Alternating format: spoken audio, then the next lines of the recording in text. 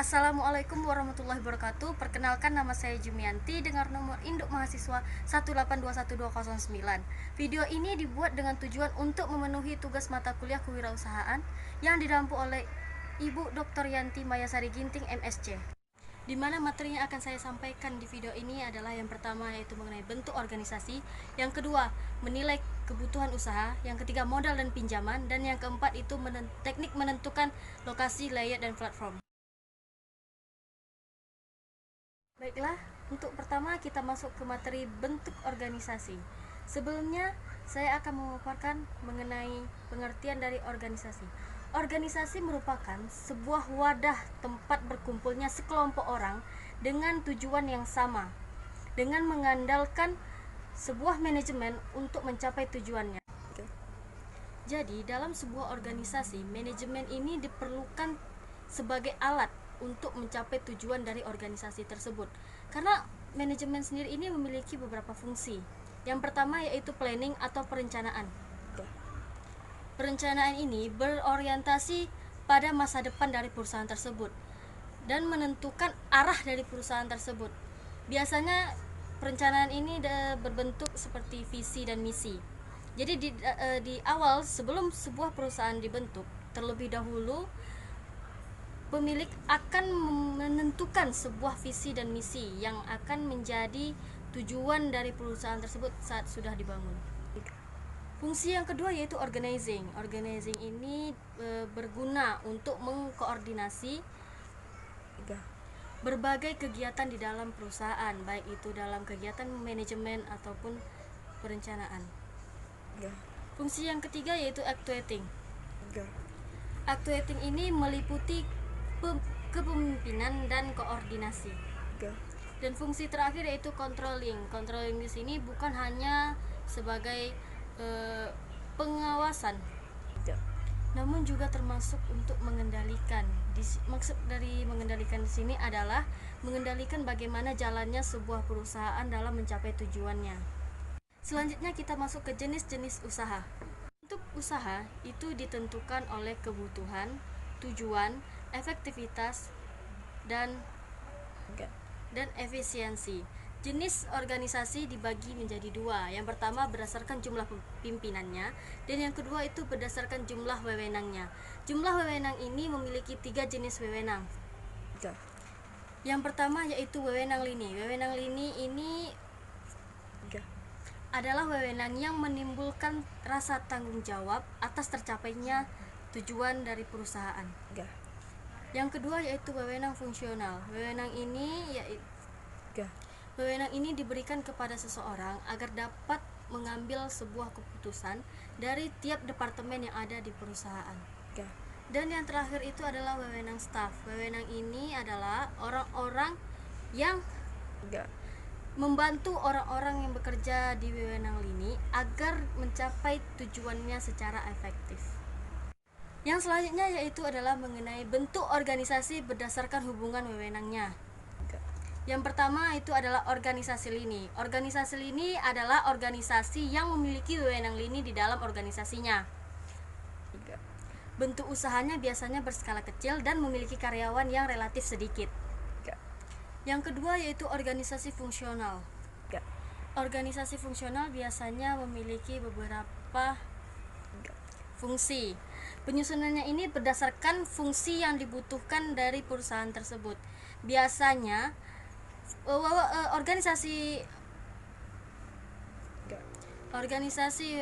organisasi fungsional ini dapat dibedakan secara tegas. Yang ketiga yaitu organisasi staff. Organisasi staff ini adalah organisasi yang mempunyai fungsi untuk memberikan bantuan, baik itu berupa pemikiran maupun bantuan yang lainnya. Dan organisasi terakhir yaitu organisasi lini dan staff. Organisasi ini terdiri dari 2 wewenang yang berbeda. Yang pertama yaitu wewenang lini dan yang kedua yaitu wewenang staff. Kedua wewenang ini bekerja sama untuk mencapai tujuan perusahaan.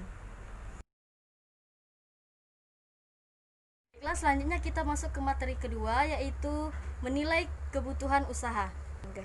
Pendirian suatu usaha berkaitan dengan ketersediaan kebutuhan usaha. Kebutuhan usaha yang diperlukan mulai dari usaha tersebut dibentuk hingga sampai usaha tersebut beroperasi. Penyusunan kebutuhan usaha ini harus dilakukan secara benar dan tepat agar tidak ada yang ketinggalan. Setelah penyusunan selesai, tahap selanjutnya yang harus dilakukan adalah menentukan komponen harga yang diperlukan untuk memenuhi kebutuhan usaha. Harga dapat disesuaikan sesuai harga pasar atau harga dapat dipatok berdasarkan kondisi pada periode tertentu yang akan terjadi di masa mendatang. Selanjutnya yaitu jenis-jenis komponen biaya usaha. Yang pertama yaitu biaya prainvestasi. Biaya prainvestasi adalah biaya yang dikeluarkan oleh perusahaan saat akan memulai suatu usaha. Yang kedua yaitu ada biaya pembelian aktiva tetap. Biaya pembelian aktiva tetap itu terdiri dari biaya pembelian aktiva tetap berwujud dan aktiva tetap tidak berwujud. Aktiva tetap berwujud itu berupa tanah, gedung, perkantoran, bahan baku, komponen bahan baku, bahan penolong, dan lain sebagainya. Sedangkan aktiva tetap tak berwujud yaitu berupa hak paten, lisensi, ataupun franchising. Dan yang terakhir yaitu biaya operasional. Biaya operasional ini diperlukan untuk membayar gaji karyawan, upah, biaya listrik, biaya telepon, dan biaya-biaya lain-lainnya. Jadi ringkasan kebutuhan biaya investasi yaitu yang pertama biaya prainvestasi yaitu terdiri dari biaya pengurusan perizinan dan biaya untuk studi kelayakan. Dan yang kedua itu biaya pembelian dari aktiva tetap yaitu berupa aktiva tetap berwujud dan aktiva tetap tidak berwujud. Dan yang ketiga yaitu biaya operasional yaitu untuk gaji, upah, biaya listrik, biaya air, telepon, biaya administrasi, pengurusan, dan lain sebagainya. Selanjutnya kita masuk ke materi ketiga, yaitu modal dan pinjaman. Modal terdiri dari dua macam, yaitu modal finansial dan modal non-finansial. Modal finansial adalah sejumlah biaya yang terdiri dari biaya prainvestasi, biaya pembelian aktiva tetap, dan modal kerja. Sedangkan modal non-finansial yaitu berupa keahlian atau kemampuan seseorang untuk mengelola atau menjalankan suatu usaha. Yang selanjutnya itu jenis-jenis modal. Yang pertama ada modal investasi. Modal investasi biasanya untuk jangka panjang dan biasanya dapat digunakan secara berulang-ulang. Usia dari modal investasi juga biasanya lebih dari 1 tahun. Modal investasi biasanya merupakan porsi terbesar dari pembiayaan usaha dan biasanya dikeluarkan pada saat awal-awal perusahaan dibangun. Modal investasi biasanya diperoleh dari modal pinjaman berjangka waktu panjang yang usianya lebih dari 1 tahun. Yang kedua yaitu modal kerja. Modal kerja ini biasanya untuk jangka waktu pendek dan digunakan beberapa kali dalam satu kali proses produksi. Jangka waktu modal kerja biasanya tidak lebih dari 1 tahun. Modal kerja biasanya digunakan hanya untuk sekali pembelian bahan baku, membayar gaji karyawan, dan biaya-biaya lainnya. Selanjutnya yaitu pertimbangan yang perlu diperhatikan apabila ingin memperoleh suatu modal. Yang pertama adalah tujuan perusahaan. Tujuannya harus jelas apakah modal tersebut digunakan untuk modal investasi, modal kerja, modal utama atau modal tambahan. Yaitu yang kedua yaitu masa pengembalian modal. Sebaiknya masa pengembalian modal disesuaikan dengan kebutuhan perusahaan. Yang ketiga yaitu biaya yang dikeluarkan, yaitu berupa biaya bunga, biaya administrasi, provisi, komisi, dan biaya-biaya lainnya. Yang keempat yaitu estimasi keuntungan. Besar kecilnya keuntungan suatu usaha akan menentukan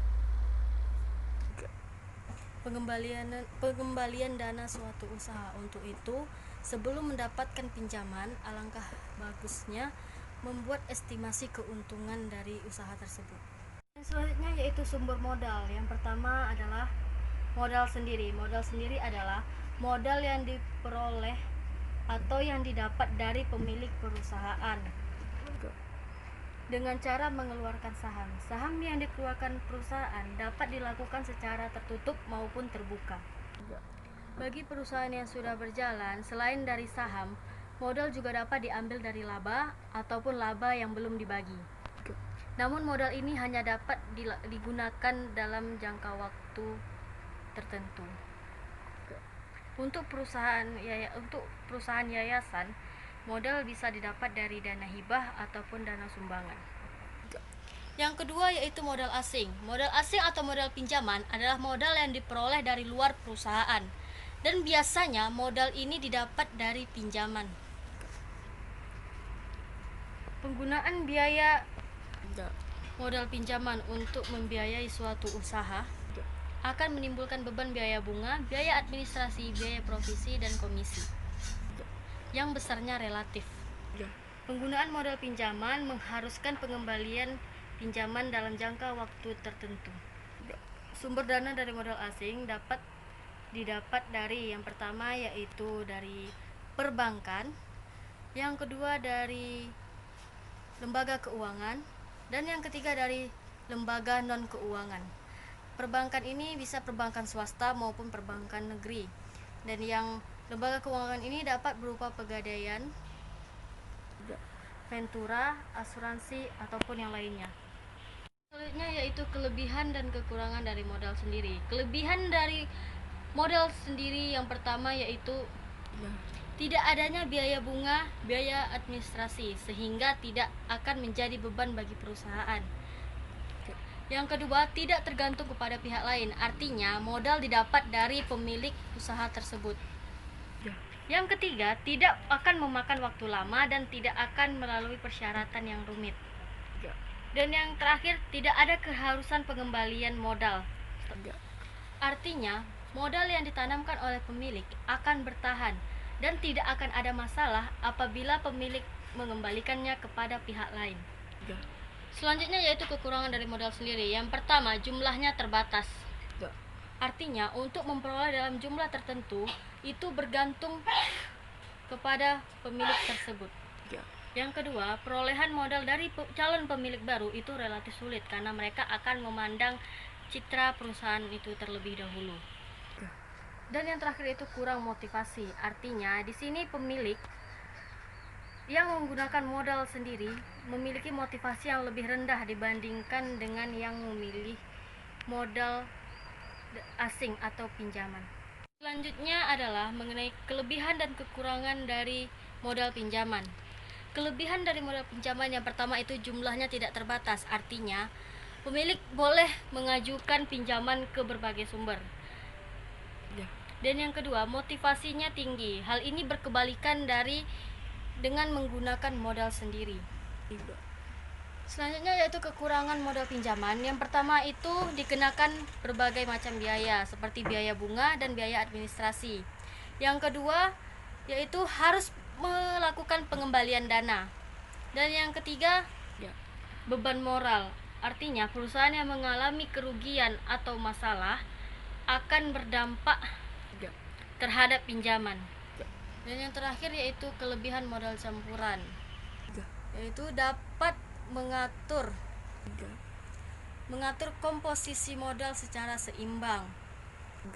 Artinya persentase modal pinjaman disesuaikan dengan kekurangan dari modal sendiri.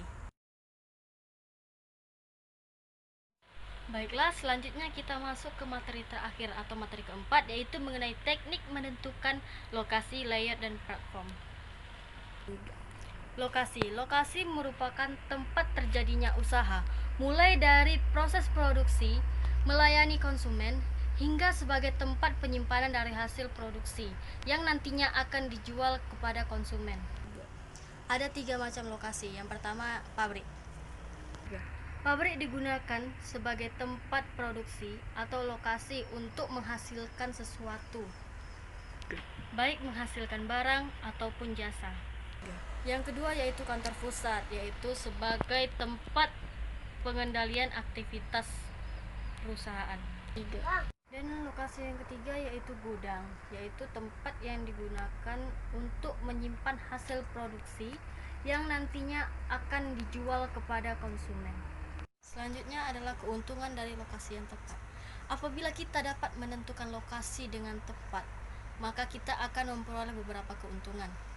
Yang pertama yaitu pelayanan yang diberikan kepada konsumen akan lebih memuaskan serta akan memiliki nilai ekonomi yang akan menguntungkan di masa yang akan datang.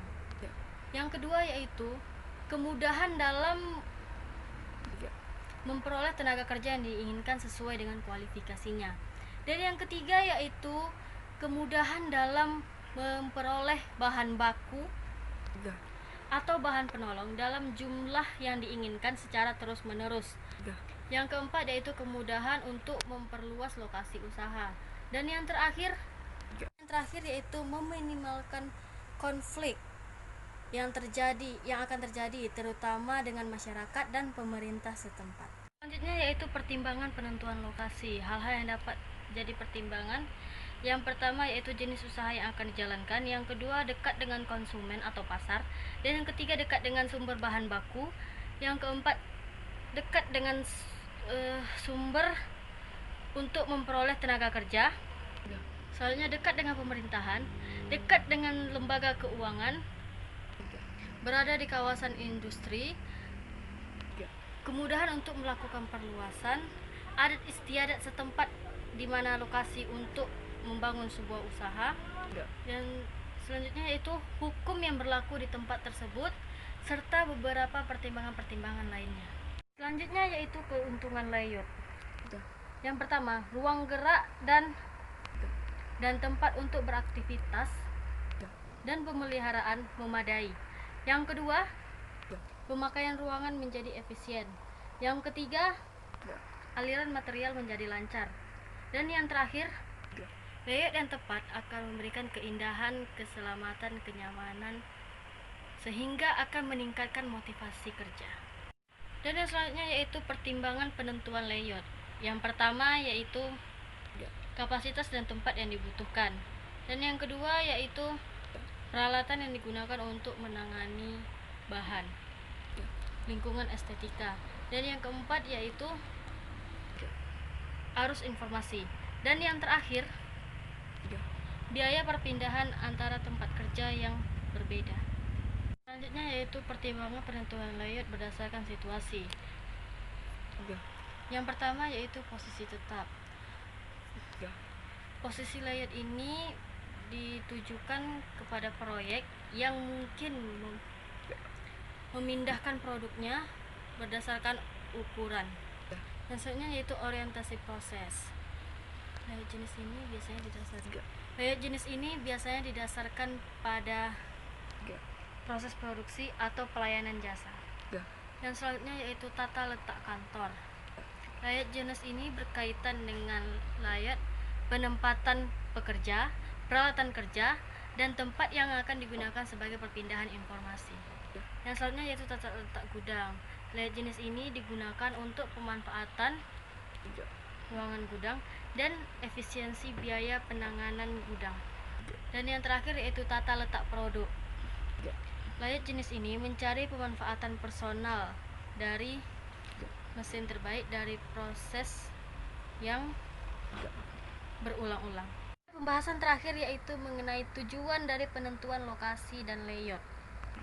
Yang pertama, agar perusahaan dapat menentukan lokasi yang tepat, baik itu untuk pabrik, kantor cabang, maupun gudang. Yang kedua, agar perusahaan dapat menentukan layout sesuai dengan proses produksi. Dan yang ketiga, agar perusahaan dapat menentukan teknologi yang paling tepat untuk digunakan. Yang keempat, agar perusahaan dapat menentukan metode yang paling tepat untuk dijalankan sesuai dengan bidang usahanya. Dan yang terakhir, agar perusahaan dapat menentukan kualitas tenaga kerja yang dibutuhkan sekarang maupun di masa yang akan datang. Demikianlah materi-materi yang dapat saya sampaikan. Saya mohon maaf apabila banyak kekurangan. Saya ucapkan terima kasih dan sampai jumpa.